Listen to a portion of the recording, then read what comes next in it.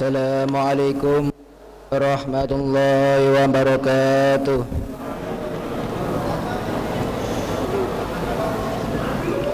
Alhamdulillahilladzi an'amana bi ni'matil iman wal islam.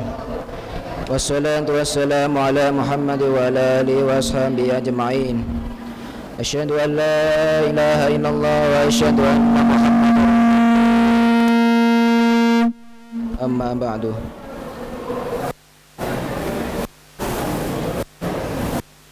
Hadirin yang mulia, marilah kita bersyukur kepada Allah atas karunia nikmat yang telah diberikannya kepada kita, sehingga kita masih bisa berkumpul dan bersilaturahmi di majelis yang insyaallah penuh berkah ini.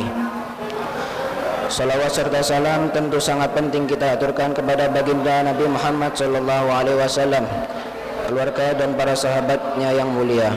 Sebab karena perjuangan beliau semata kita bisa merasakan nikmat Islam.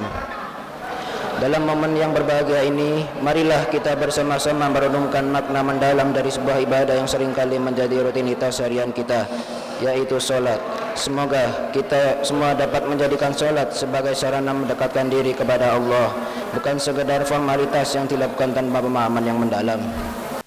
Hadirin yang mulia, baginda Dewa Salam pernah menyampaikan sebuah peringatan yang begitu tajam akan datang usia umat Muhammad suatu zaman.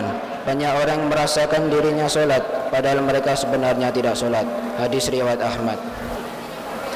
Pesan ini menjadi cermin bagi kita bahwa sholat bukanlah semata-mata rutinitas, melainkan sebuah ibadah yang membutuhkan pemahaman dan kedalaman spiritual. Seperti dalam sebuah proyek pembangunan rumah, setiap pekerja mendapat imbalan sesuai dengan keahlian dan tanggung jawabnya.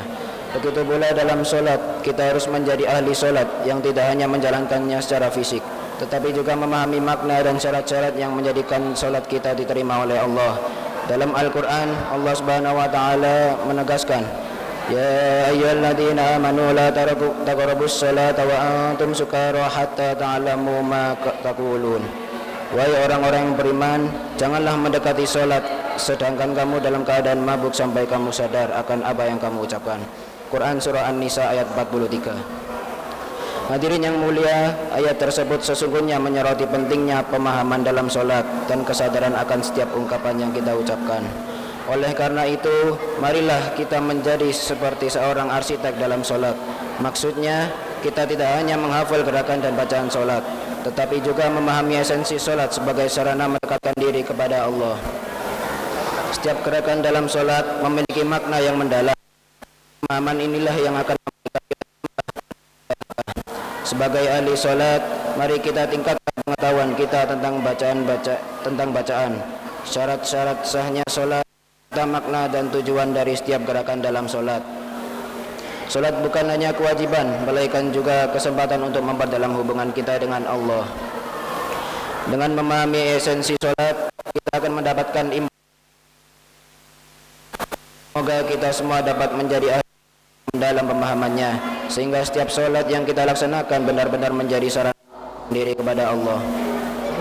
Hadir, berdoa semoga Allah Subhanahu Wa Taala menerima setiap sholat kita dan memberikan petunjuk serta keberkahan dalam setiap langkah ibadah kita. Amin. A'udzu billahi minasyaitonir rajim. Bismillahirrahmanirrahim. Allahumma shalli ala sayidina Muhammad wa ala ali sayidina Muhammad walhamdulillahirabbil alamin. Hamdan syakirin hamdan na'imin hamdan yafi ni'ama wa kafi masida. Ya Rabbana lakal hamdu kama yanbaghi li jalali wajhika wa azimi sultanik.